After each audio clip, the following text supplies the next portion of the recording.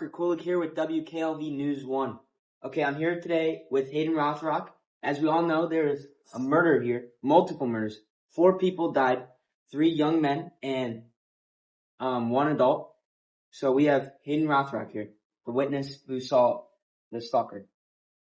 Hello, everybody. My name is Hayden Rothrock. I've witnessed the event. Is crazy to see. I don't remember much of it, but I'm getting interviewed.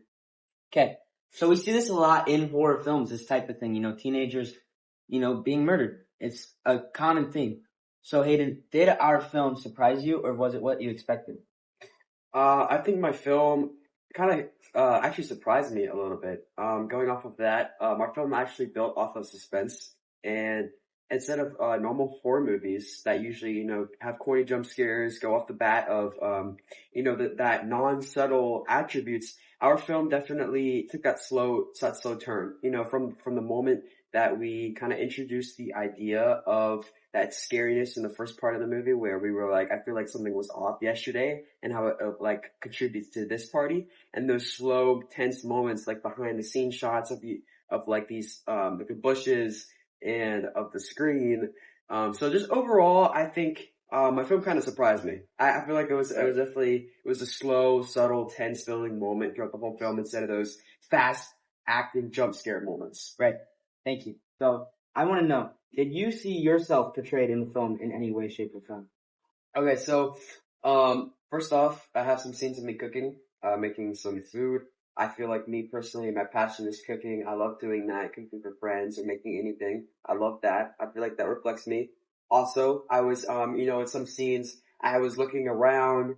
I was very aware of my surroundings. Sometimes you saw me looking up around or just trying to make sure nothing's wrong. And I feel like back in, how that aspects to me, I usually do that a lot. I'm very aware. I'm very attentive. Always paying attention to my surroundings.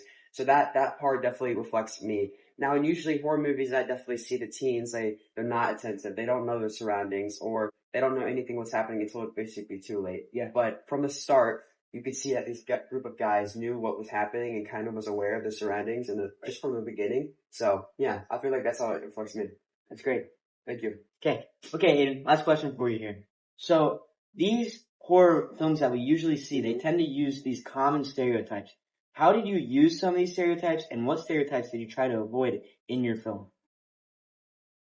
So we tried to use many stereotypes that kind of alluded and foreshadowed. So, for example, the mysterious caller, that was like an unknown caller that kind of, gave that fear and suspense. We have the group dynamic of the 4 friends all knowing each other, just a group hangout. We have the party dynamic, that's a common stereotype, a cookout, that's what we used. And some things we actually tried to avoid was the careless one. Like the one that doesn't give a thing, it doesn't give a crap about anything, that goes on about their day and, goes into the darkest of the deepest places and, that sets themselves up for failure. Right? And that's a common one. We want to try to avoid that. We want to be a little different. Also we try to avoid, like the jock. Yes. The one that, is kind of out there, try to put themselves out there, try to be cool, try to do stupid stuff, because you see in these movies, stupid stuff gets you killed. Right. And this group of teens, we're not stupid. We're trying to be aware. We're trying to be cautious. Sure. And yeah, that's how I'd answer that question. That's great. Thank you, Hayden. All right, folks, that's all for today. WKLV1 News, we're out.